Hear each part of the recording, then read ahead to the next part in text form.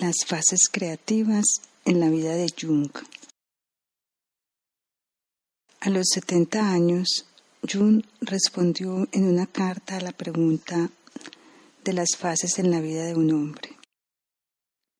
Es en extremo difícil escribir algo definido o descriptivo acerca de la progresión de estados psicológicos. Siempre me pareció que los verdaderos hitos eran ciertos acontecimientos simbólicos caracterizados por un fuerte tono emocional. Una presentación de las fases creativas en la vida de Jung, por lo tanto, tratará acerca de estos hitos, hablando de aquellos acontecimientos que estuvieron marcados por un fuerte tono emocional. Luego, indicando brevemente los cambios resultantes en su perspectiva intelectual o su actitud hacia la vida. El trabajo de una persona creativa tiene una larga historia. No aparece bajo la luz de repente, sin una motivación, acontecimientos internos y a veces externos. Preparan su aparición con mucha anticipación. El flujo de creatividad cava su lecho subterráneo durante gran parte del camino y luego, de un modo impredecible, se abre paso hasta la superficie. Por lo general, el curso subterráneo no puede rastrearse después o puede hacerlo solo mediante la intuición, pues falta la información necesaria. Con Jung es diferente. En sus memorias describe experiencias de su niñez temprana, sueños, juegos inusuales, experiencias atemorizantes. Todo esto puede entenderse como preparaciones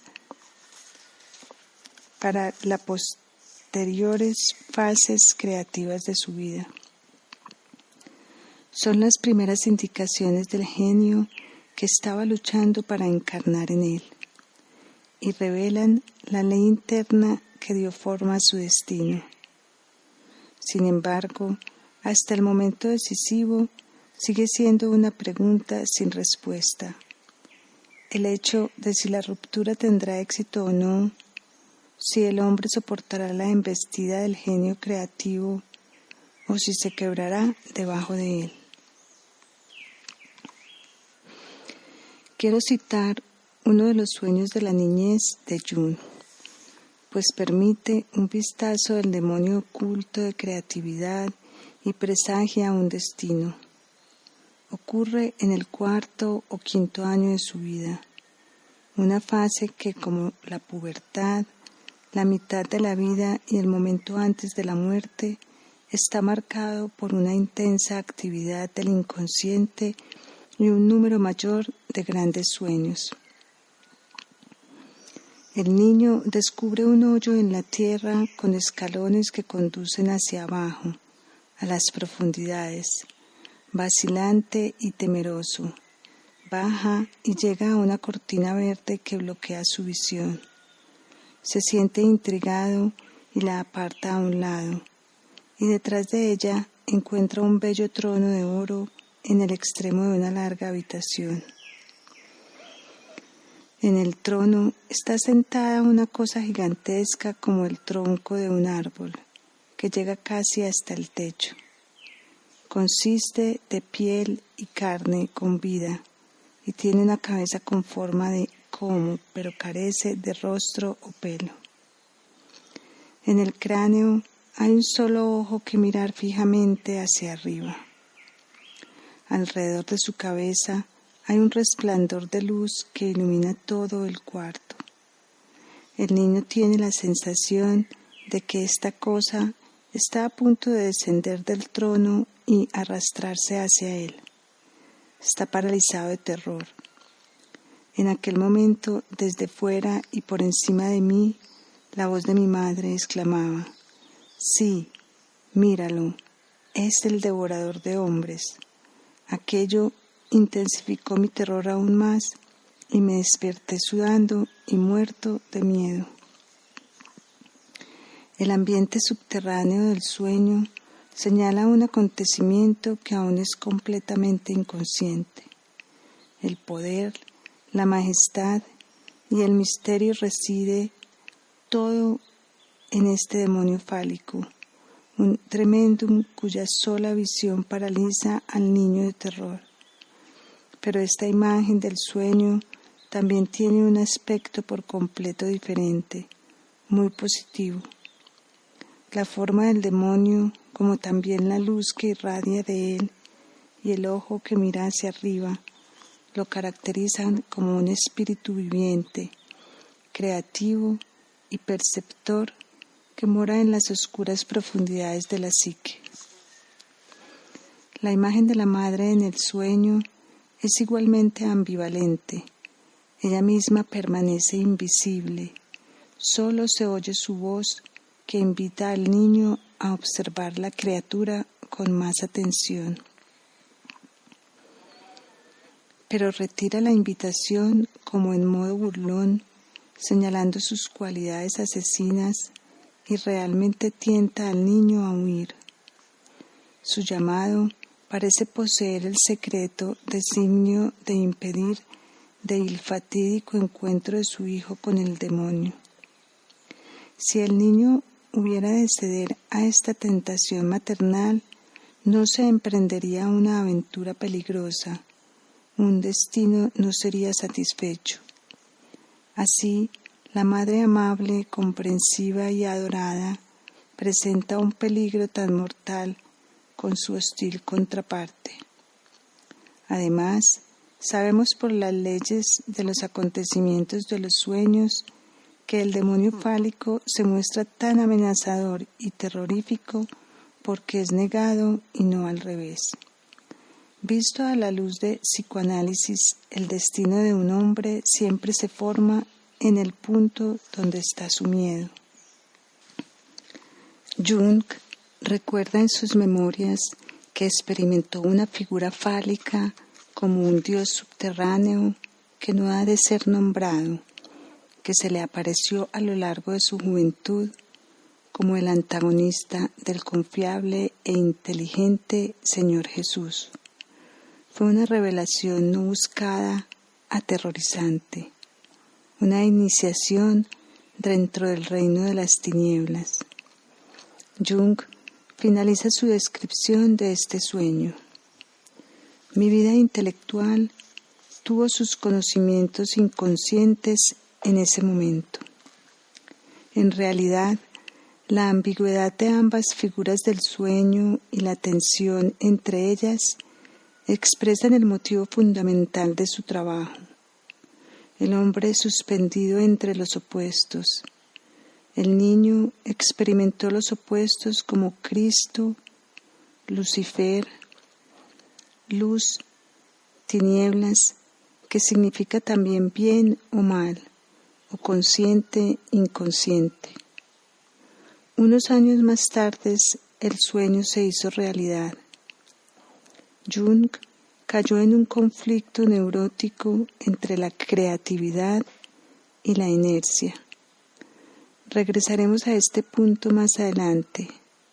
Sin embargo, se puede decir por un examen de su desarrollo como un todo que el demonio itifálico que emite luz, este símbolo de un impulso espiritual que está inactivo en el inconsciente del niño, lo dominó por completo después de que superó la crisis neurótica, que todo lo demás debió retirarse ante su avance, y que Jung sobrevivió porque obedeció. A los 82 años escribió: me ha resultado muy difícil congeniar con mis ideas. Había un demonio en mí y al final su presencia demostró ser decisiva. Me venció. Tuve que obedecer una ley interna que me fue impuesta y no me dejó libertad de elección. Una persona creativa tiene poco poder sobre su propia vida. No es libre. Es esclavo de este demonio que lo domina. Esta falta de libertad ha sido un gran dolor para mí. Desde la iniciación dentro del reino de las tinieblas, parecería que el destino hubiera decretado que el impulso creativo de Jung debía tender hacia el polo negativo de los opuestos psíquicos. Desde el comienzo, el contenido de su investigación y trabajo se caracteriza por una preponderancia de los aspectos oscuros de la psique. Pero esto no significa negación del mundo o nihilismo, pues él siempre recordó la visión de luz en la oscuridad que vio por primera vez en su sueño infantil. Quería iluminar el lado oscuro, desconocido y rechazado de la psique. En el conjunto de imágenes de una cultura diferente, se podría decir que se vio atraído hacia el centro de la luz del yin y el centro de la oscuridad del yang. Para un niño criado en el estricto ambiente cristiano de una rectoría, la aterrorizante figura del sueño era literalmente un fenómeno por completo único. No tenía ningún modelo exterior. El niño sensible la percibió como un gigante que surgía de las profundidades de la psique. Jung se vio perseguido por esta imagen en años posteriores, tanto que tuvo que ver con descubrimiento de los arquetipos. Rememorando, describe las experiencias primordiales, revelaciones de un espíritu sepultado en el inconsciente, o como invasiones del inconsciente dentro de su vida. Aún de niño se había sentido profundamente impresionado por la extrañeza de sus contenidos. Bajo la influencia de su misterio, reaccionó con lo que podría llamarse un instinto natural, religioso. Los mantuvo en secreto durante muchos años, no hablando de ellos con nadie y creando sus propios tabúes. Enseguida se puede comprender que un niño que está perseguido por estas imágenes en sus sueños, o quien recibe la gracia de semejante visión interna, puede entrar en la realidad de este mundo solo con el mayor de los esfuerzos. En aproximadamente el mismo periodo hubo un intento inconsciente de suicidio. El niño de pronto se cayó en un puente al cruzar el Rin en Laufen, cerca de la casa de sus padres. Se resbaló por la baranda y fue atrapado justo a tiempo por la criada, que lo levantó y lo puso a salvo. Jung habla de su resistencia fatal a la vida en este mundo, pero en el fondo había una resistencia fatal al oscuro demonio bajo cuyo signo de su vida en este mundo debía seguir su curso. Un retroceso inconsciente ante las exigencias de su propia creatividad. Esta tendencia regresiva iba de la mano de un deseo igualmente inconsciente de seguridad en la madre, cuyas ambiguas palabras había conferido a aquel sueño su carácter peculiarmente misterioso. Cuando Jung tenía 12 años, la resistencia fatal a la vida en este mundo se manifestó otra vez y lo condujo a una neurosis, sufrió desmayos más o menos genuinos y faltó a la escuela durante medio año más. Malgasté mi tiempo holgazaneando, leyendo y jugando, pero no me sentí más feliz por ello. Tenía el oscuro sentimiento de que estaba escapando de mí mismo. De un modo muy significativo, fue la voz de su padre la que por fin llamó a Jung a la realidad. Cuando lo oyó hablar con un amigo acerca de la condición de su hijo con gran preocupación. En un instante el niño se dio cuenta de su vida nebulosa y ociosa. De allí en más, luchó con gran resolución contra su indolencia y desmayos. En poco tiempo superó ambas cosas. Se podría hablar aquí de una primera victoria sobre la madre, aunque él mismo la llamó una derrota. Algunas semanas más tarde regresé a la escuela y no volví a sufrir otro ataque. Toda la bolsa de engaños había quedado atrás. En ese momento me enteré de lo que es una neurosis.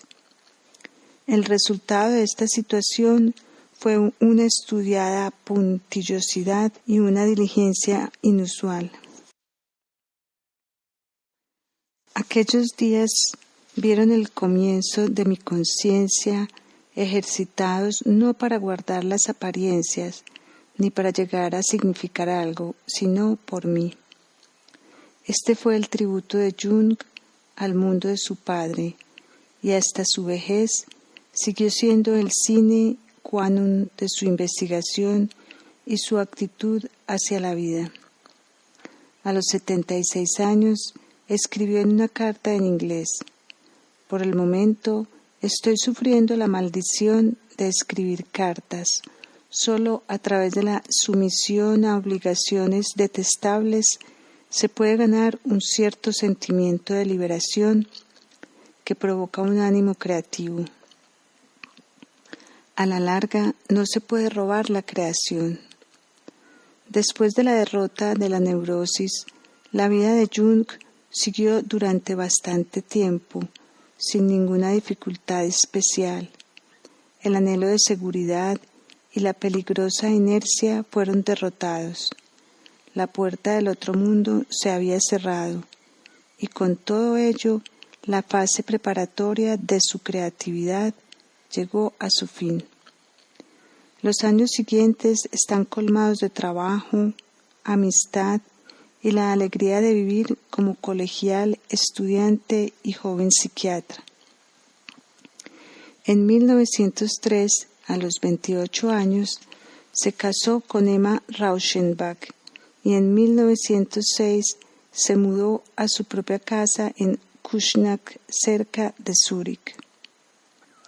La disertación de la psicología y patología de los llamados fenómenos ocultos, dedicada a su prometida y escrita por sugerencia de Eugene Bleuler, su jefe, formó el preludio del primer período creativo, basada en sesiones experimentales cuidadosamente observadas con su prima que hacía de medium. Es una exposición y una interpretación psicológica de lo que ella decía cuando estaba en trance. El interés y la curiosidad científica de Jung fueron atraídos aún en aquellos días tempranos hacia hechos observables, y los hechos siguieron siendo la base de su investigación hasta el final de su vida. Puso mucho énfasis en ser comprendido como un empírico. Sin embargo, en las posteriores fases creativas abandonó la experimentación y los estudios descriptivos de casos tomaron un segundo lugar y por último fueron abandonados por completo. En lugar de historias clínicas de individuos y sus destinos, encontramos documentos de la historia de la mente humana, mitos, cuentos de hadas, poesía y dichos religiosos, místicos y heréticos, así como también una masa de material alquímico. Lo personal fue reemplazado por lo impersonal, y a su vez los sueños fueron considerados más por su contenido arquetípico que por su significado personal. En su práctica psicoterapéutica y analítica, el énfasis, por supuesto, estaba distribuido en forma diferente, de manera que el elemento personal recibía su debido peso. En esta primera fase creativa,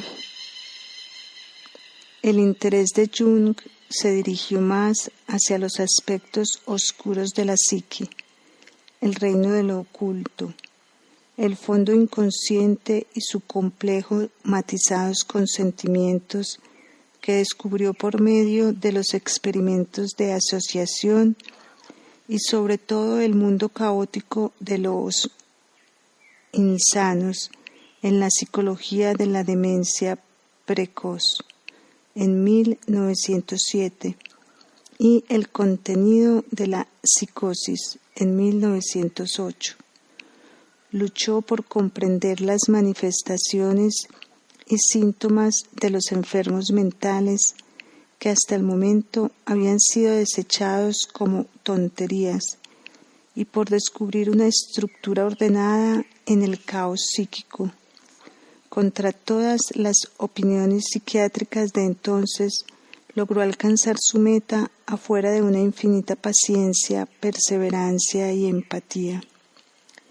En varios casos, incluso, logró curar a pacientes psicóticos con la ayuda de la psicoterapia y reintegrarlos al mundo del trabajo y relaciones humanas, algo que hasta ese momento había resultado inconcebible. El descubrimiento de contenidos arcaicos en el inconsciente que al invadir una conciencia demasiado débil o estrecha pueden provocar la destrucción y llevar a una psicosis, como también la prueba irrefutable de complejos matizados con sentimientos, anunció la posterior teoría de Jung de los arquetipos.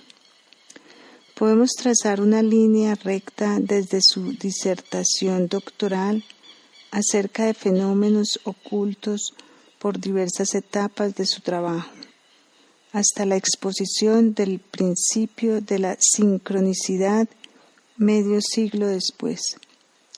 El primer período creativo fue en todos los aspectos una base para el desarrollo de su trabajo posterior y llevó las semillas de futuros desarrollos fructíferos. El encuentro con Freud marcó el punto culminante y conclusión de este primer período. Su relación comenzó en 1906 con un intercambio de cartas. Freud le dio las gracias por sus estudios en asociación de palabras que había recibido de Jung como regalo, pero que ya había comprado y leído con anterioridad. Freud envió a Jung su primer encuentro, tuvo un lugar un año después, en 1907. Jung encontró en Freud a un hombre mayor y más experimentado, que estaba recorriendo el mismo camino que él, pues Freud estaba muy empeñado en abrir las profundidades ocultas de la psique. Por primera vez, Jung se encontraba con una personalidad afín y estaba lleno de alegría de sentirse comprendido y apoyado en sus investigaciones científicas. No hace falta decir que la discusión enseguida giró hacia el psicoanálisis. 19 años mayor que él, Freud se convirtió inevitablemente para Jung en una figura de padre ante cuya autoridad científica buscó durante mucho tiempo someterse como discípulo y aprendiz. A principios de 1909 escribió a Freud: el alto grado de seguridad y compostura que lo distinguen aún no me pertenece generalmente hablando. Incontables cosas que para usted son triviales, para mí todavía son experiencias por completo nuevas, que tengo que revivir después hasta que me despedacen. Por su parte, Freud reconoció los grandes dones de Jung. y se sintió conmovido por la calidez humana de su personalidad. En Jung creyó haber encontrado su tan buscado hijo y sucesor espiritual. En esta situación arquetípica de padre-hijo estaba la fecundidad de su relación y también, como se demostrara, la semilla de su destrucción. En lo referente al trabajo creativo, el periodo de colaboración con Freud no fue especialmente productivo para Jung. Empleó mucha energía en asuntos mundanos, congresos, la fundación y más que nada en su defensa militante, en sus conferencias y escritos. Del psicoanálisis de Freud, entonces bajó un fuerte ataque desde todas partes. Fue un periodo de aprendizaje y asimilación por un lado y de creciente extroversión por el otro. Aunque era un verdadero introvertido, Jung estaba por una vez disfrutando del lado positivo de la extroversión. Viajes y éxitos, ahora al máximo. En septiembre de 1909 escribió a su mujer desde la Universidad de Clark, donde había sido invitado con Freud y donde pronunció conferencias acerca del experimento de asociación. Somos los hombres del día por aquí. Es muy bueno poder disfrutar de esto un poco. Siento que mi líbido está disfrutando al máximo. Se han ofrecido incontables razones para explicar la separación de Jung y Freud. Según la psicología analítica, estas son principalmente, por parte de Freud, el énfasis parcial de Jung en el factor sexual, su rechazo de la religión, su pensamiento causalista reductor, su renuncia a aceptar las ideas nuevas y divergentes de Jung, así como también diversas debilidades humanas y personales. Todas estas razones son válidas, sin embargo, me parecen débiles ante un hecho primario. Freud, como Jung, fue atrapado por el demonio creativo y cada uno debió seguir su propia ley. A pesar de que los dos estaban empeñados en iluminar el fondo oscuro de la psique, sus visiones eran tan diferentes que a la larga un acuerdo resultó imposible y su separación inevitable. Además, Freud ya había hallado su propio camino, mientras que Jung, que tenía 32 años cuando se conocieron, aún estaba en el umbral de su periodo más creativo. Sin duda, había ganado una reputación internacional como médico pionero a través de su trabajo acerca de la demencia precoz y el experimento de asociación aún antes de su colaboración con Freud. Pero para aprender del hombre mayor y más experimentado, se sometió a su autoridad durante más tiempo de lo que le exigía su necesidad interior. Freud, por su parte, cometió el error de acosar a Jung con sus exigencias paternales y además lo nombró sucesor o, como él mismo dijo, el príncipe de la corona. Jung se resistió a esto desde el principio. En mi último análisis, ninguno de los dos tuvo en cuenta que la persona creativa debe servir a su propio demonio y no debe limitarse a nadie ni a nada fuera de la tarea de su propia vida. El resentimiento que siguió ardiendo hasta el momento de sus muertes probablemente tuvo sus raíces en el fracaso de ambos al observar esta ley psicológica. El trabajo más importante de Jung de este desencuentro con Freud es su símbolo de la transformación. Desarrolló ideas que se desviaron de la visión de Freud y forma la conclusión de este periodo.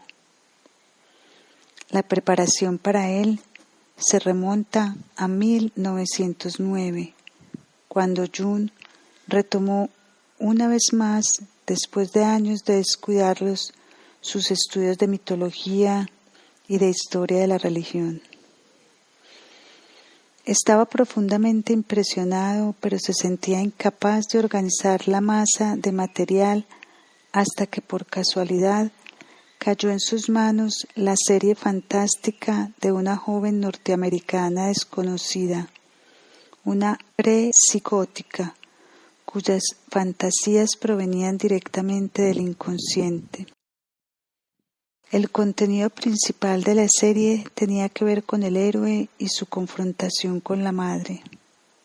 Al intentar interpretar las imágenes, Jung descubrió, ante su asombro, motivos idénticos o análogos a los que había encontrado en la mitología clásica. Este sorprendente hecho no podía explicarse mediante la visión de Freud del inconsciente como receptáculo de contenidos reprimidos. Aún más, confirmó la muy cautelosa sospecha de Jung de que detrás de los contenidos reprimidos había una capa todavía más profunda del inconsciente, cuyo contenido consistía en formas innatas y estructurales que perduraban más allá del espacio y el tiempo. Más tarde describió esta capa como el inconsciente colectivo y la capa de contenidos reprimidos y olvidados como el inconsciente personal. La verdadera divergencia entre el punto de vista de Jung y el de Freud salió a la luz por primera vez en el tema del incesto entre madre e hijo. Jung trató acerca de él en el último capítulo de Símbolos de la Transformación, titulado El sacrificio. En sus memorias habla de su apreciación de que Freud nunca sería capaz de aceptar su interpretación del incesto. Tenía la intuición de que este capítulo también significaría el sacrificio de su amistad con Freud. Freud comprendía el motivo del incesto en sueños, fantasías, mitos y en el complejo del hijo neurótico literal y personalmente, es decir, en el sentido sexual. Jung no excluía esta posibilidad, pero para él era mucho más importante el significado simbólico del incesto. La madre no es sólo la fuente material de la existencia de la humanidad, sino también la fuente psíquica. Mientras la conciencia se haya desarrollado gradualmente del inconsciente y siga haciéndolo una y otra vez el inconsciente, figurativamente hablando, es la madre psicoespiritual. Cuando ocurre una unión o incesto con la madre en sueños o mitos, significa un hundimiento de la conciencia en el inconsciente, un peligro primordial para la humanidad. Para la juventud, este incesto psíquico expresa una persistencia en la seguridad de la madre, en un estado de dicha crepuscular y tranquilidad sin esfuerzo. Es el peligro que fue presagiado en el sueño de la niñez de Jung y que a su debido tiempo le provocó la neurosis de su infancia. El incesto psíquico puede superarse solo a cambio de un sacrificio. Es el sacrificio de la libido regresiva que tira hacia atrás, hacia la situación madre-hijo. El deseo de una seguridad perpetua en la madre debe abandonarse. La inercia fatal debe rendirse por completo a las exigencias del mundo y retirarse ante los desafíos y peligros de la vida en el mundo, pues el sacrificio de la libido que se esfuerza por retroceder al pasado necesariamente da como resultado la creación del mundo. En la primera mitad de la vida, la libido fluye naturalmente hacia afuera, al mundo. La vida de una persona se detiene o destruye si aquella no sigue la inclinación, sino que sucumbe ante el deseo regresivo de la madre. Sin embargo, después de la mitad de la vida, el significado simbólico del incesto psíquico cambia. Cuando la vejez y la muerte comienzan a proyectar sus sombras, se juntan otras necesidades psicológicas que difieren de las de la fase expansiva de la juventud. Ahora la libido presiona naturalmente hacia adentro, hacia el inconsciente. Esta vez, no como una huida de la vida hacia una seguridad sin esfuerzo, sino por deseo de una realidad eterna detrás de la realidad cotidiana. Limitada por el tiempo, en otras palabras, por deseo de una transformación espiritual en el renacer, la respuesta de Jesús de Nicodemo expresa este aspecto de incesto. ¿Cómo puede el hombre nacer siendo viejo? ¿Acaso pueden entrar de nuevo en el seno de su madre y volver a nacer?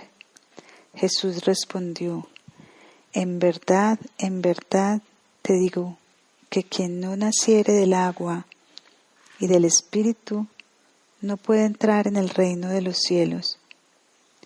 El camino hacia nuestras propias profundidades, el descenso faustiano a las madres, significa para la persona madura una empresa no menos peligrosa y exige un sacrificio no menor de seguridad de lo que lo hace la separación de la madre y el avance del mundo durante la juventud. Todo depende de que la persona que envejece no permita que el deseo regresivo la venza, de que las profundidades no la atrapen y de que ella misma emprenda el descenso consciente y libremente, y que aquellos que bajan por el camino del ocaso lo hagan con los ojos abiertos, pues es un sacrificio que intimida incluso a los dioses. Jung conocía el peligro del incesto maternal psíquico por sus experiencias de niño. Sin embargo, el descenso voluntario dentro de la madre aún estaba en el futuro y se convirtió en una de las experiencias más significativas para el desarrollo creativo. De esto tendremos para decir más adelante. Por el momento, era una cuestión de proceder solo intelectualmente hacia una nueva interpretación del problema del incesto. La interpretación simbólica de Jung del incesto y la interpretación personalista sexual eran irreconciliables. A pesar de que esta diferencia era el resultado en parte de desacuerdos intelectuales, en última instancia se basaba en la naturaleza psicológica de los dos hombres. Jung tenía una relación intensa de toda la vida con su madre, es decir, con el inconsciente colectivo, su conjunto de imágenes y simbolismos irracionales. Él mismo habló de su permeabilidad al fondo psíquico. En ocasiones se refería a su complejo maternal de un modo negativo, llamándolo una fascinación con lo eterno femenino. Pero esto resultó ser el prerequisito para su trabajo creativo. La naturaleza y el destino creativo de Freud eran muy diferentes. En su interpretación de los sueños, cita una pesadilla de su 7º u 8º año, en la que su amada madre muerta es llevada a un cuarto por 2 o 3 personas con picos de pájaros. Las personas aves le recuerdan al relieve de una tumba egipcia. El niño despierta llorando y chillando, como sucedió con el sueño de la infancia de Jung. Esta imagen solemne y aterradora presagia un destino, Los que cargan con el féretro están relacionados con Horus, el de la cabeza de pájaro, y a causa de la cualidad solar de este dios, deben estar gobernados por el reino de la luz, por Logos y la razón. Son los que llevan a su madre a la tumba. Claramente entonces el destino espiritual, el trabajo creativo de un hombre que como niño se encuentra con una imagen tan poderosa del sueño de la muerte de su madre. No puede ser determinada por lo femenino matriarcal, sino que permanecerá bajo el signo del polo opuesto espiritual, el logos paternal masculino. El lúcido espíritu científico que penetra el pensamiento y el trabajo de Freud y la lógica de sus deducciones científicas reciben su apoyo de este depósito de su ser. Jung dio una enorme importancia al hecho de que Freud comprendiera su pensamiento y en sus cartas se esforzaba mucho por hacerse entender. Pero las respuestas de Freud revelan una incapacidad casi trágica de seguirlo. Estas cartas, intercambiadas entre 1911 y 1912, ya constituyen el último acto del drama. Finalmente, ni las expresiones de Freud de desconfianza ni las descortesías de Jung hacían más diferencia. Eran sólo ocasiones externas para señalar el fin de la amistad. Después de su separación de Freud, casi todas las anteriores amistades y conocidos de Jung se apartaron de él. Además del dolor de perder su conexión con Freud, Jung sufrió una sensación de aislamiento. Nunca superó por completo su resentimiento contra Freud. Esto permaneció en ambas partes. Sin embargo, era consciente de la grandeza intelectual de Freud. A los 82 años, Jung escribió en una carta: a pesar del evidente juicio equivocado que he sufrido en manos de Freud, no puedo dejar de reconocer, aun con mi resentimiento, su importancia como crítico de la cultura y pionero en el campo de la psicología. Una verdadera evolución del logro de Freud nos introduciría en áreas de la mente que atañen no solo a los judíos, sino a los europeos en general, áreas que he intentado iluminar en mis trabajos. Sin el psicoanálisis de Freud, yo lo había ignorado por completo. Cuando Jung se separó de Freud, tenía 37 años. Al referirse a su libro Símbolos de la Transformación, más tarde admitió en una carta casi disculpándose que había hallado sus propios pensamientos solo al cabo de su cuarta década. Le gustaba atribuir esto al planeta Saturno, que se hallaba en la primera casa de su horóscopo y según la antigua regla astrológica ejerce una influencia poderosa y restrictiva. Se podría haber esperado una fase de intensidad de actividad intelectual luego de su liberación de la autoridad paternal de Freud. No fue el caso. Una profunda incertidumbre acerca de su propia senda creativa invadió a Jung. Declara en sus memorias: después de la separación de Freud, comenzó para mí un camino de incertidumbre. No sería una exageración llamarlo un estado de desorientación. Me sentí totalmente suspendido en el aire, pues aún no había hallado mi propia base. Al parecer, sus poderes creativos lo habían abandonado. A primera vista, parece absurdo seguir esta detención hasta los pensamientos pioneros y revolucionarios acerca del héroe y su enfrentamiento con la madre, que eran los temas principales de Símbolos de la Transformación. Pero aquellos pensamientos eran sólo teóricos y, como sabe cualquier psicólogo, la teoría no conduce al día. Recordando su propia experiencia, Jung escribió a Erich Neumann en el caso de los libros malos, es suficiente que se escriban. Sin embargo, los libros buenos desean realizarse y comienzan a formular preguntas que preferimos que otros respondieran. 20 de febrero de 1952. En sus memorias dice: había querido continuar con el análisis científico de los mitos que había comenzado en Símbolos de la Transformación. Ese era aún mi objetivo, pero no debo pensar en ello. Me sentía obligado a pasar por el proceso del inconsciente. Tenía que dejarme llevar por la corriente sin una noción de a dónde me conducirían. Desorientado y perplejo por este bloqueo del proceso creativo, Jung sintió que su líbido se alejaba cada vez más del mundo hacia el interior. Una serie de sueños fortalecieron la tendencia a la introversión y todos los intentos por superar la perturbación con medios racionales y por luchar contra la tendencia regresiva quedaron en la nada. En esta peligrosa situación, decidió ceder al impulso y escuchar lo que trataba de llegar a él desde su interior. Así, comenzó su descenso voluntario al reino de las madres. Lo primero que apareció fue un recuerdo de la niñez.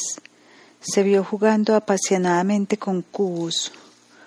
Junto con esta imagen estaba la sensación, en realidad la convicción, de que el niño poseía la vida creativa que se había escapado de él. Llegó a la siguiente conclusión: no tuve otra elección más que regresar a ella y tomar otra vez la vida de aquel niño con sus juegos infantiles. Este momento era crucial en mi destino, pero solo sucumbí después de una gran resistencia y con un sentimiento de resignación, pues era una experiencia dolorosamente humillante darse cuenta de que no había nada que hacer más que jugar juegos infantiles. De modo que para no falsificar el cuadro, se debe añadir que a pesar de que Jung ciertamente pasó algún tiempo jugando con cubos, durante este largo periodo de regresión que se extendió durante casi 6 años, hasta 1918, llevó una vida normal de clase media como psiquiatra y psicoterapeuta, con una gran práctica internacional, y su familia nunca debió sufrir a causa de su preocupación.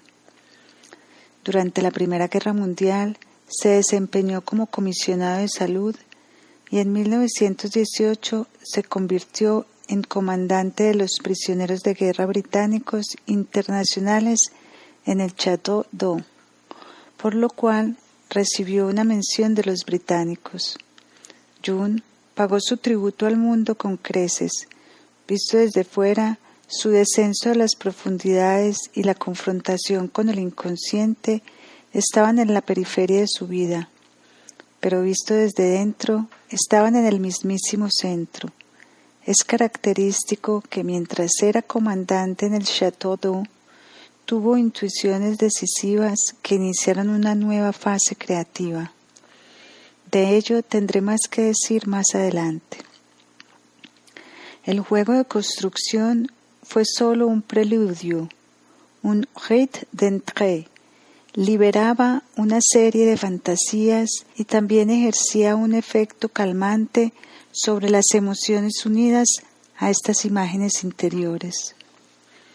Jung escribió con cuidado todas sus fantasías y pensamientos durante este periodo, y en el curso de los años se convirtió en un voluminoso manuscrito de aproximadamente 600 hojas mecanografiadas. En las memorias aparece un relato acerca del génesis de este manuscrito, el libro rojo, junto con un resumen de la serie inicial de fantasías. Sin embargo, a causa de su naturaleza privada, su publicación está proscrita. Jung puso a mi disposición una copia del manuscrito con permiso para citarlo cuando hiciera falta, Estoy usando este permiso aquí por primera vez para comprender las fases creativas de Jung. Los 2 primeros capítulos son muy reveladores, pues proporcionan un esclarecimiento del conflicto inicial que provocó la regresión de la libido. También contiene una aguda crítica del periodo creativo precedente. El manuscrito comienza contraponiendo un espíritu de los tiempos y un espíritu que gobierna sobre las profundidades de todo en el presente. Colmado de orgullo humano y enceguecido por el presunto espíritu de los tiempos, busqué durante mucho tiempo mantener al otro espíritu alejado de mí, pero no me detuve a considerar que el espíritu de las profundidades desde tiempos inmemoriales y para siempre poseía un poder mayor que el espíritu de los tiempos, que cambia con las generaciones y se marchita con las flores del verano.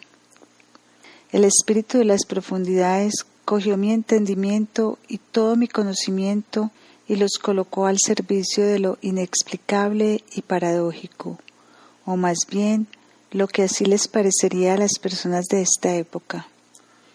Me robó el poder para hablar y escribir acerca de nada que no estuviera a su servicio, es decir, al servicio de la fusión del sentido y la insensatez. A los 40 años había logrado todo lo que había deseado de niño.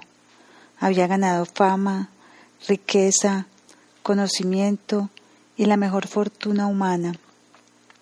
Luego mi deseo de aumentar estas cosas buenas se detuvo. El deseo se retiró. Sentía el espíritu de las profundidades, pero no lo comprendía. Antes del 2º capítulo, Jung escribió: El redescubrimiento del alma. Allí encontramos lo siguiente: He regresado otra vez, estoy aquí, estoy contigo luego de largos años de vagar. Otra vez he regresado a ti. Debería contarte todo lo que he visto, experimentado, bebido en mi interior, ¿o no quieres oír nada acerca de todo el ruido de la vida y el mundo? Pero una cosa debes saber, una cosa he aprendido, que hay que vivir esta vida. Esta vida es el camino, el más buscado, el camino hacia lo incomprensible que llamamos divino. No hay otro camino. Todos los caminos son senderos falsos. Yo hallé el camino correcto, me condujo hacia ti, a mi alma. Regreso moderado y purificado. Entonces yo estaba totalmente absorto en el espíritu de los tiempos y pensaba en forma diferente que el alma humana. Pensaba y hablaba mucho acerca del alma, sabía muchas palabras eruditas acerca del alma, las juzgaba y hacía de ella un objeto científico. No consideré que el alma no puede ser objeto de mi juicio y conocimiento, mucho más son mi juicio y mi conocimiento el objeto de mi alma. Por lo tanto, el espíritu de las profundidades me presionaba para que hablara a mi alma, para que la llamara como un ser vivo e independiente cuyo redescubrimiento significa la buena fortuna para mí. Me había perdido de mi alma durante muchos años. El espíritu de las profundidades ve el alma como un ser independiente, vivo, y con ello contradice al espíritu de los tiempos, para quien el alma es algo dependiente de la persona, que se deja ordenar y juzgar, es decir, algo cuyo alcance podemos captar. Ante el espíritu de las profundidades, este pensamiento es presunción y arrogancia. Por lo tanto, el gozo de mi redescubrimiento fue humilde. Sin el alma no hay forma de salir de este tiempo. El espíritu de las profundidades abre la extensa serie de imágenes que emergen del inconsciente. Así, el demonio regresa A una generación más tarde, y bajo una forma cambiada, el demonio, que una vez apareció en un sueño infantil como un dios compensatorio al mundo consciente y presagió un destino. Su primera aparición atemorizó al niño y la madre expresó una advertencia.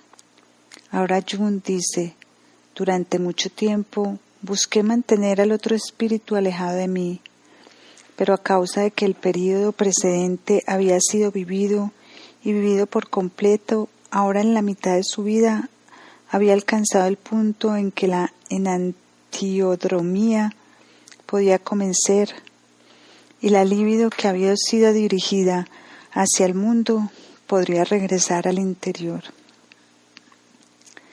La comprensión formulada aquí por primera vez de que el alma no puede ser el objeto del juicio y el conocimiento, sino que el juicio y el conocimiento son el objeto del alma, contiene uno de los pensamientos más esenciales del trabajo posterior de Jung, el discernimiento epistemológico de que todo conocimiento yace en la experiencia humana y está condicionado por el ser humano, que el dador de todas las cosas dadas habita en nuestro interior. Se convirtió en un estribillo que regresó una y otra vez en casi todos los trabajos posteriores. Este énfasis repetido era necesario, pues involucra una percepción que no penetra con facilidad el sentimiento ingenuo. El sentimiento natural se aferra con tenacidad, muchas veces de un modo incorregible, a la objetividad de lo que se percibe, piensa, revela. Así Jung suscitó una vigorosa oposición cuando afirmó que el conocimiento de Dios procede de la naturaleza del alma, es decir, es el conocimiento de una imagen de Dios en el alma humana, aunque no afirma nada acerca de la existencia y el ser de Dios mismo. La naturaleza físicamente condicionada de todo lo que conoce, experimenta y percibe, hasta de toda revelación, caracterizó esencialmente la imagen de Jung del hombre y su sitio en el cosmos interior y exterior. Luego de los 2 capítulos de introducción que he citado, hallamos descripciones de las verdaderas fantasías, habiendo cedido al tirón del inconsciente y habiéndose dejado caer en las profundidades. Jung experimentó una sobreabundancia de figuras interiores. Significaba una revelación individual que siguió durante varios años. Él mismo habló de una experiencia primordial, pero no dejó que las cosas quedaran allí, pues esta experiencia subjetiva más tarde se convirtió en el más poderoso desafío para su trabajo científico creativo. Todo mi trabajo, toda mi actividad creativa proviene de aquellas fantasías y sueños iniciales. Todo lo que logré más tarde en mi vida ya estaba contenido en ellos, aunque al principio solo en forma de emociones e imágenes. Todo comenzó entonces, los detalles posteriores solo son complementos y esclarecimientos de lo material que surgió del inconsciente y que al principio me hundió. Era la prima materia para el trabajo de toda una vida. Jung integró esta experiencia primordial, que también podría describirse como una experiencia mística o gnosis, dentro del pensamiento de su época a través de su trabajo científico. En esta tarea intelectual, el espíritu de las profundidades se unió al espíritu de los tiempos, y en la unión de los opuestos aparentemente irreconciliables de mundos internos y externos, inconsciente y consciente, estaba su cura. Fue una victoria sobre el peligro de hundirse en el inconsciente. Visto a la luz de su problema fundamental, fue la victoria sobre la madre.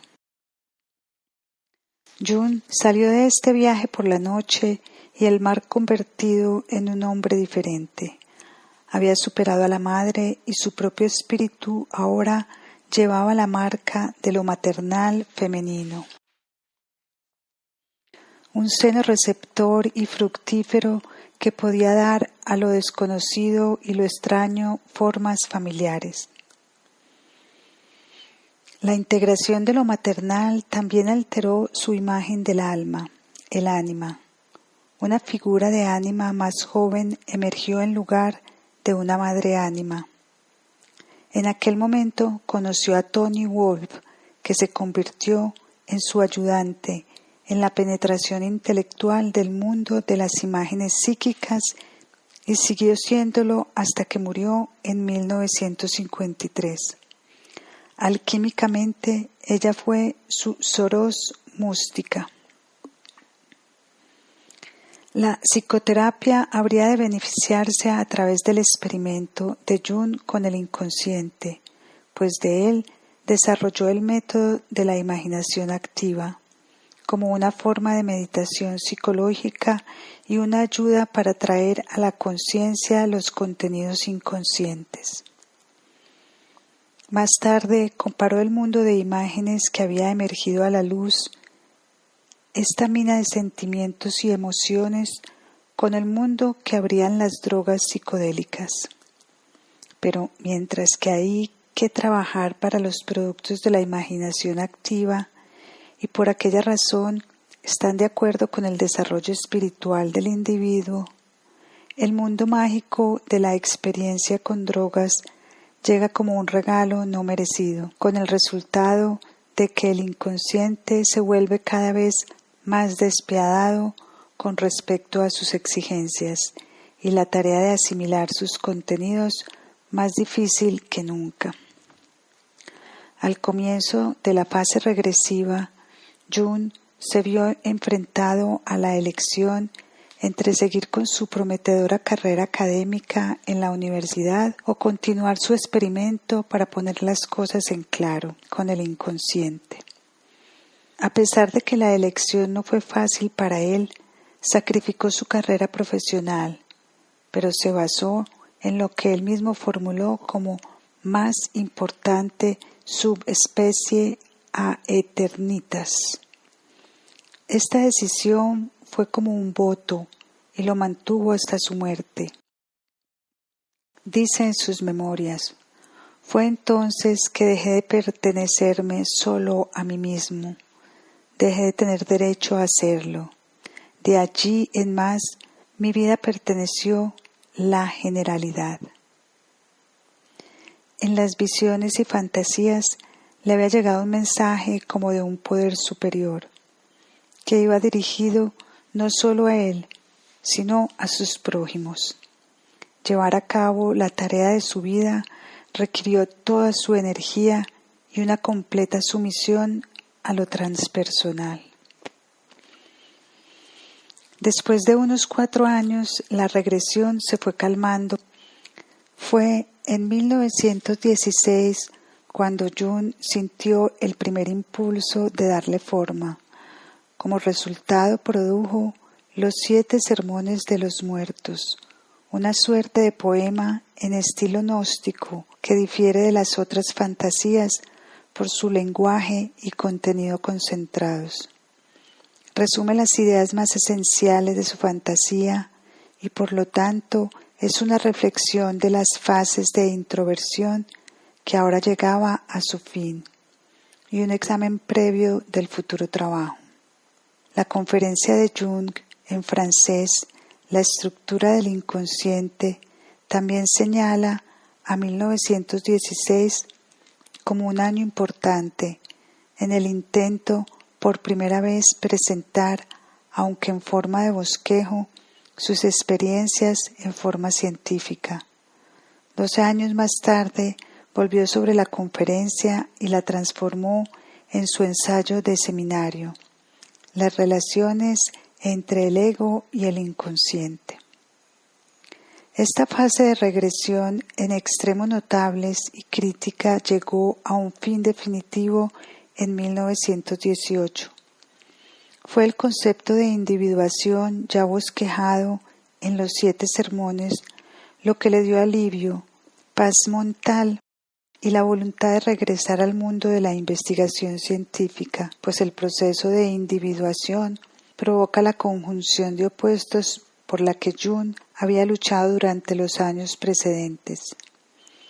Individuación significa la integración progresiva del fondo infinito, hasta podríamos decir del self inconsciente en el individuo limitado por el tiempo y el espacio. La personalidad única se convierte en una de las innumerables facetas, única en sí misma, de la realidad primordial desconocida e incognoscible y cristaliza su propio ser de esta manera. Formar la conclusión de las fantasías es la percepción de que el proceso de individuación no es lineal, rodea su objetivo la totalidad, en una interminable aproximación. El símbolo de este camino es el círculo o mandala, que al mismo tiempo representa el objetivo, la totalidad misma. Jung llegó a comprender esto durante el período de servicio militar en Château d'Eau. En sus memorias señala: me resultaba cada vez más claro que el mandala es el centro, es el exponente de todos los senderos, es el sendero hacia el centro, hacia la individuación. Solo después de una década de intensa investigación y estudio, Jung publicó estas ideas. Lo hizo en un libro escrito conjuntamente con Richard Wilhelm acerca del texto taoísta alquímico El secreto de la flor dorada. Esta larga vacilación es característica e indica su método cauteloso y esmerado de trabajo. A pesar de que amaba dar rienda suelta a sus pensamientos e intuiciones, en conversaciones, por ejemplo, lo llamaba relatar y clasificar mitos. Sus hipótesis debían estar cabalmente respaldadas por hechos antes de que las presentara al mundo. El secreto de la flor dorada fue el primer texto alquímico que llamó la atención de Jung.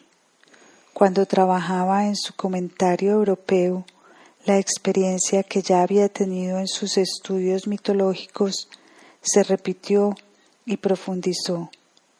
Se topó con la descripción de formas e imágenes semejantes a las que se había enfrentado en sus propias fantasías. Lo que más lo impresionó fue el rol primario del mandala en la alquimia china, no solo bajo la forma de la flor dorada misma, sino también como la imagen del círculo alrededor del centro o en la circulación de la luz. Esta circulación indica que el proceso de convertirse en uno mismo ha comenzado ahora. Tao toma el mando. En forma similar, Jung había experimentado la circunambulación como un símbolo de individuación en el que el self toma el mando. El descubrimiento de esta analogía señalaba el camino a seguir. Reflexionando, Jung escribe en sus memorias: ese fue el primer acontecimiento que atravesó mi aislamiento. Cobré conciencia de una afinidad. Pude establecer vínculos con algo y alguien. Ahora sabía dónde ponerse a trabajar científicamente para hallar los antecedentes históricos de sus experiencias personales. Era en la alquimia, el sentimiento opresivo de haber estado estancado todos estos años en un mundo espiritual inaccesible, alejado del pensamiento de otras personas. Poco a poco se fue desvaneciendo y por fin desapareció. Al mismo tiempo tuvo la buena fortuna de haber encontrado en Richard Wilhelm a un amigo que lo comprendía gracias a su conocimiento de la sabiduría oriental. Jung nunca se recuperó por completo de la muerte prematura de Wilhelm en 1930. Por su parte, Wilhelm estaba impresionado por la semejanza entre las experiencias e ideas de Jung y los dichos del texto chino. En un artículo titulado Mi encuentro con Carl Gustav Jung en la China, Wilhelm dice: no hay semejanzas occidentales entre Jung y la sabiduría del lejano oriente, sino una profunda congruencia en la perspectiva de la vida desde el interior. Así me he encontrado con Jung en la China. La sabiduría china y el Dr. Jung han descendido ambos, independiente el uno de la otra, a las profundidades de la psique colectiva del hombre. Y allí se han encontrado con realidades que son muy similares porque están igualmente ancladas en la verdad. Ello probaría que se puede alcanzar la verdad desde cualquier punto de vista si cavamos lo suficiente para encontrarla.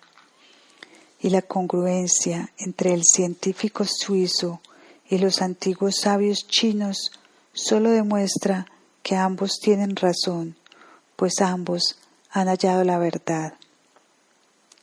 Regresaré ahora al año 1918, cuando la activa imaginación de Jung se topó con el motivo del mandala y sintió la necesidad y la fuerza de realizar una formulación científica.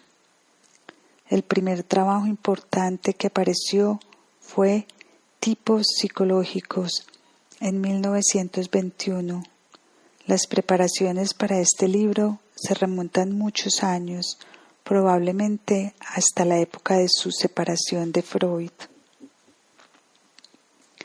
En esencia, este libro en realidad es una continuación indirecta de su discusión con Freud. La variedad de modos humanos de pensamientos y perspectiva es observada desde el punto de vista tipológico y las ideas de Freud reciben el sitio que se merecen. La descripción de los tipos de actitud y función conforma una parte importante del libro. El aspecto externo o visible de cualquiera de los tipos es compensado por su propio opuesto, que opera desde el inconsciente. Aquí Jung introduce uno de los temas principales de su trabajo científico, la polaridad de la psique. Tipos psicológicos inició un nuevo período creativo que Jung describió como la fase de complementos e interpretaciones de sus fantasías. Esta fue la fase final que se extendió durante más de 40 años hasta el día de su muerte. Trabajó sin interrupción y produjo un poderoso y amplísimo cuerpo de trabajo. Sin embargo, esta última fase no fluyó en una línea ininterrumpida. Dos interrupciones, ambas conectadas con una grave enfermedad, se convirtieron en ocasiones para profundizar y sutilizar su pensamiento, aunque no para introducir ningún cambio fundamental. La primera interrupción ocurrió en 1944, cuando Jung sufrió otro ataque cardíaco y casi murió. En sus memorias describe el glorioso mundo de imágenes visionarias que se abrió ante él.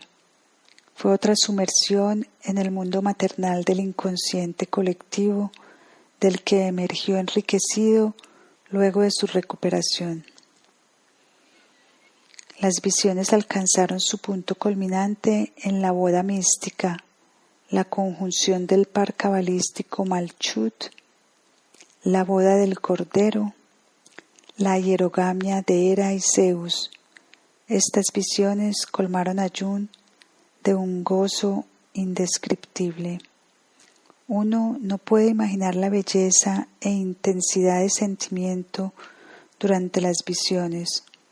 Fueron las cosas más poderosas que haya experimentado jamás. Una vez más, estas imágenes visionarias demostraron ser un preludio de los futuros esclarecimientos e ideas. De allí en más, un nuevo aspecto del problema de los opuestos ocupó un sitio central en el trabajo de Jung. Ya no se interesó tanto en la oposición de contenidos conscientes e inconscientes, de los mundos interno y externo, de lo espiritual y lo ctónico, como en una penetración más profunda en la naturaleza del inconsciente como tal. En otras palabras, se interesó en una sola esfera implícita tanto en la realidad interna como en la externa, en la que los opuestos no están separados uno de otros, ni son individualmente perceptibles, sino que aún constituyen una unidad paradójica. La visión de la Buda era la prefiguración simbólica de esta unidad trascendental. Jung había hecho alusión al fondo transconsciente y paradójico del mundo en sus estudios alquímicos, en especial acerca de la figura de Mercurius, cuya naturaleza une los opuestos. De Mercurius, los alquimistas dijeron no sólo que es divino y la sustancia arcana, sino también que es capaz de ambas cosas, es decir, que es espiritual y físico. En 1946, Jung dio el paso decisivo. En su conferencia de Eranos, formuló su hipótesis de la cualidad psicoide del arquetipo. Por psicoide se refería a la naturaleza psíquica y física del arquetipo, o como lo describió más tarde, su naturaleza neutra. En este concepto expresó las conjunciones de los grandes opuestos del mundo. El concepto del arquetipo psicoide e inconsciente psicoide demostró ser una fructífera hipótesis de trabajo, como por ejemplo en la parapsicología. Años antes, en 1931, Jung había demostrado que las percepciones extrasensoriales, como las intuiciones, corazonadas, sueños proféticos, etc., por lo general ocurren en conexión con la formación de un arquetipo o una situación arquetípica. Por ejemplo, la muerte, enfermedad, nacimiento, matrimonio. Este descubrimiento empírico ahora tenía respaldo teórico. Desde el punto de vista psicológico, estos fenómenos parapsicológicos indican una división en la unidad psicoide del arquetipo formado. El componente físico se realiza en el acontecimiento concreto y el componente psíquico en la imagen de este mismo acontecimiento, en un sueño, intuición o visión. De esta manera, el mismo arquetipo aparece en dos manifestaciones esencialmente diferentes y entra en la conciencia en esta forma cuasi doble. Por lo general, los acontecimientos internos psíquicos y los externos físicos están separados en el espacio y el tiempo. Se juntan solo en la experiencia subjetiva del individuo.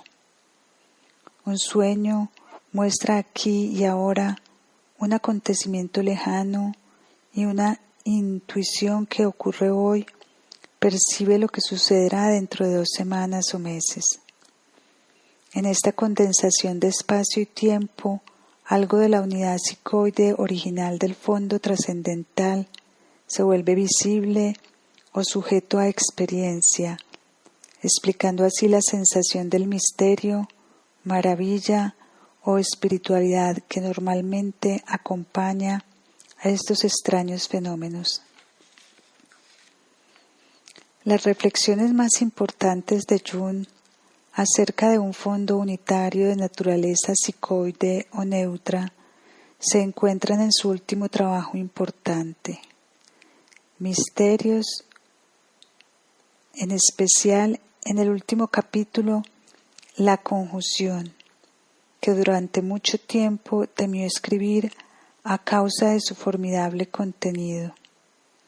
Habiendo sido estimulado por el libro de Karl Kerensky acerca del Festival Egeo, en Fausto parte 11, 38, comenzó a trabajar sobre los misterios a los 66 años.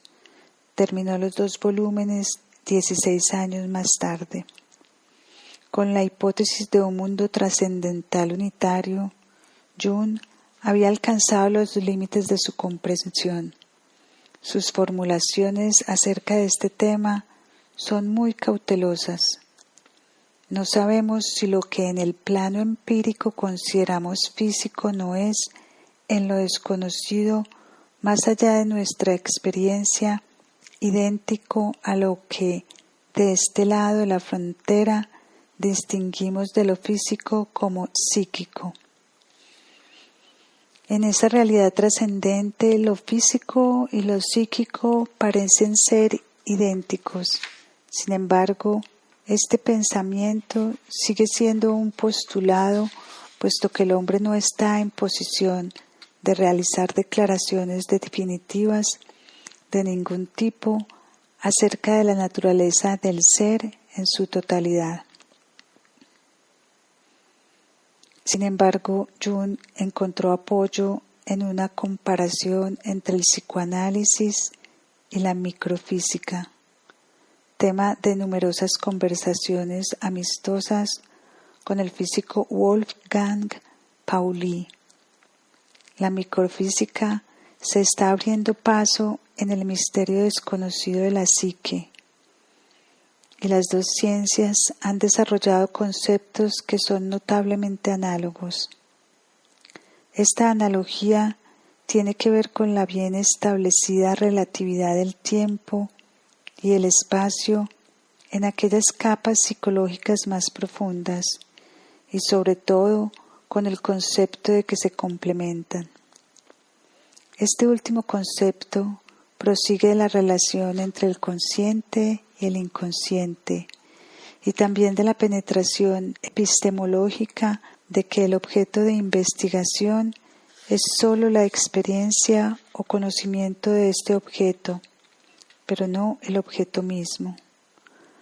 Pauli escribió en una carta a Jung: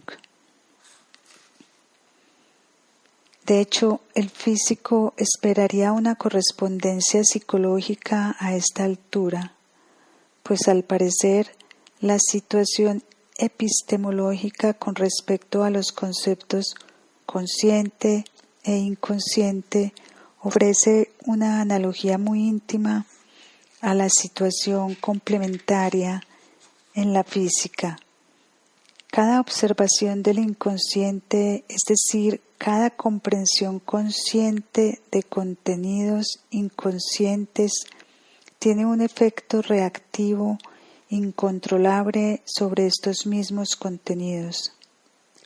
Es innegable que el desarrollo de la microfísica ha acercado mucho más la forma en que la naturaleza se describe en esta ciencia a la de la nueva psicología. Pero mientras que la primera, a causa de la situación complementaria básica, se enfrenta a la posibilidad de eliminar los efectos del observador mediante medidas correctoras determinables y por lo tanto debe abandonar en principio cualquier comprensión objetiva de los fenómenos físicos, la última puede complementar la psicología puramente subjetiva de la conciencia, postulando la existencia de un inconsciente que posee una gran medida de realidad objetiva.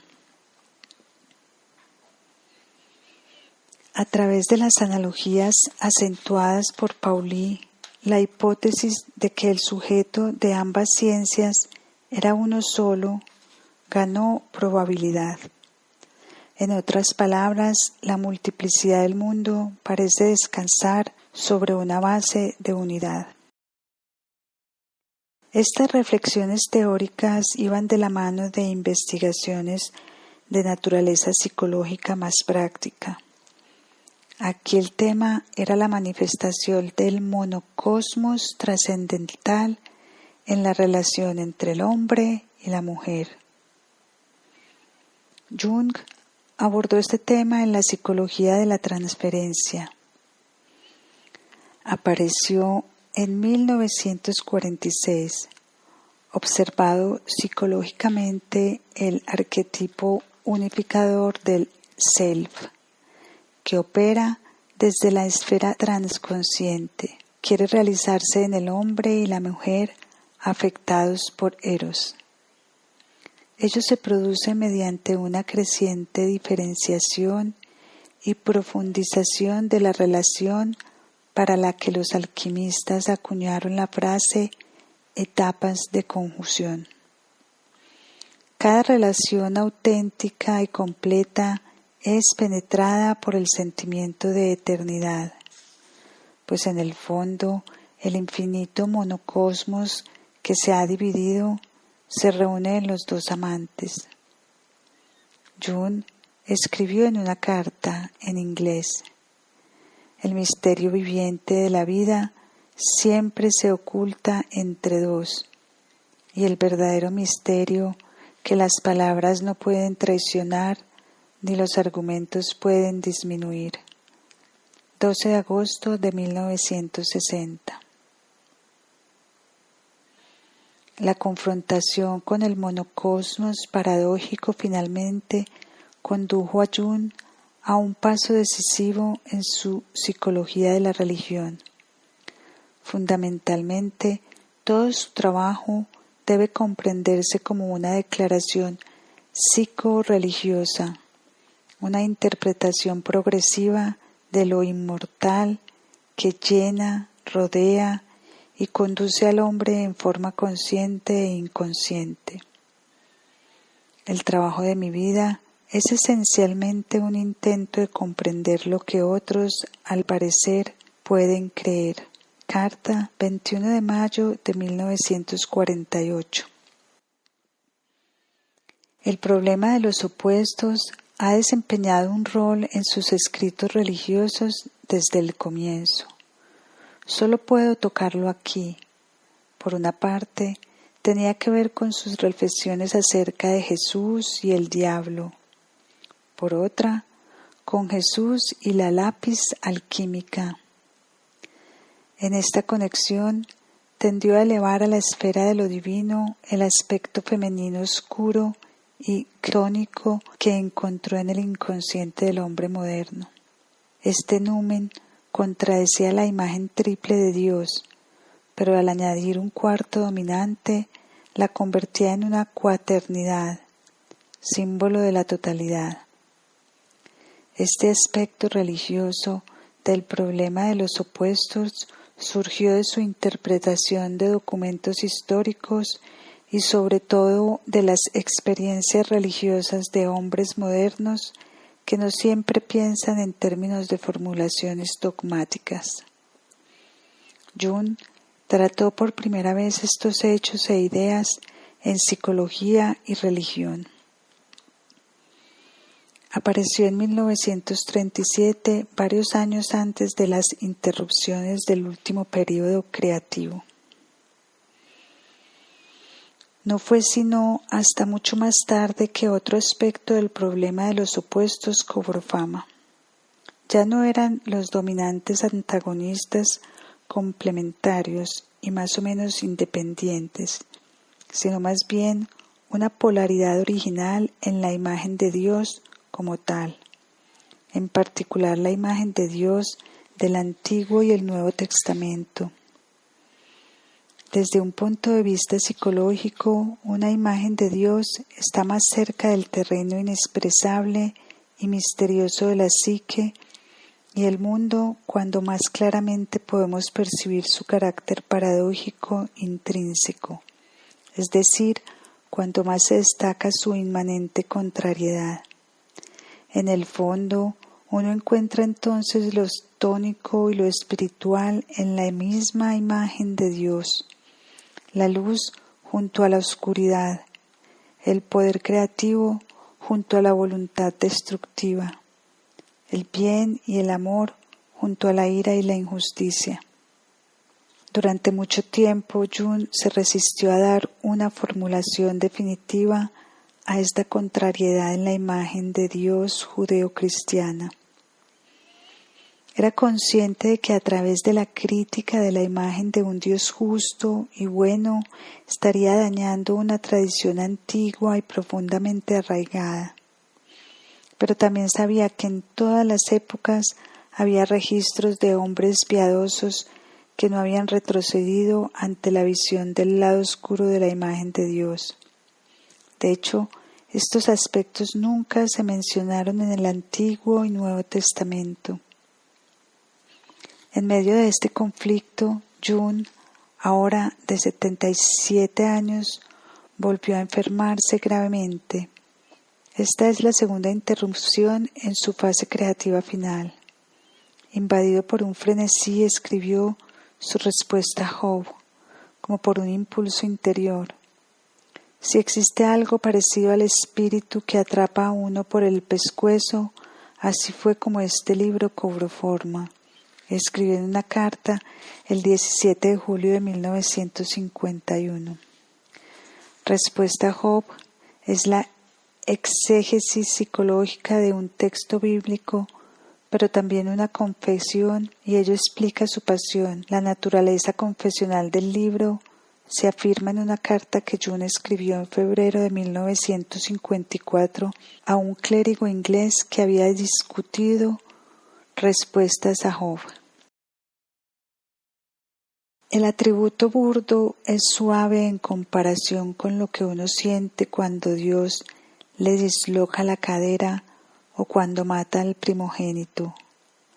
Apuesto que los golpes que Jacob dio al ángel no eran solo caricias o gestos amables, eran del tipo fuerte, como usted bien dice, sin piedad.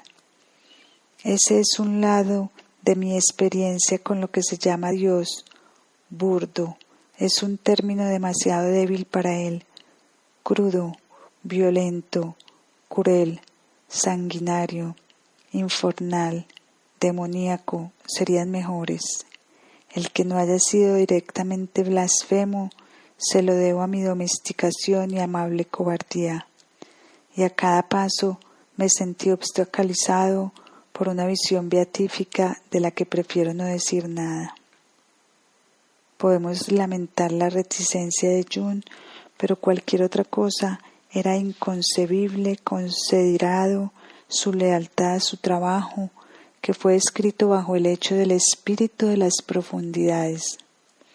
Recordamos el demonio fálico que hace mucho había reclamado sus derechos en aquel sueño infantil. La preponderancia de la oscuridad siguió siendo el factor decisivo en el trabajo de Jung hasta el fin de sus días. También determinó su actitud hacia aquel inefable poder trascendental llamado Dios.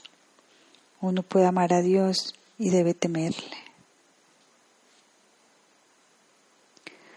Pero cuando más profundamente Jung se internaba en el enigmático mundo del inconsciente y cuanto más sentía el misterio de los poderes oscuros, más claramente reconocía el valor de la conciencia reflexiva como un don de percepción y comprensión otorgado a la humanidad. Pero cuanto más profundamente Jung se internaba en el enigmático mundo del inconsciente y cuanto más sentía el misterio de los poderes oscuros, más claramente reconocía el valor de la conciencia reflexiva como un don de percepción y comprensión otorgado a la humanidad.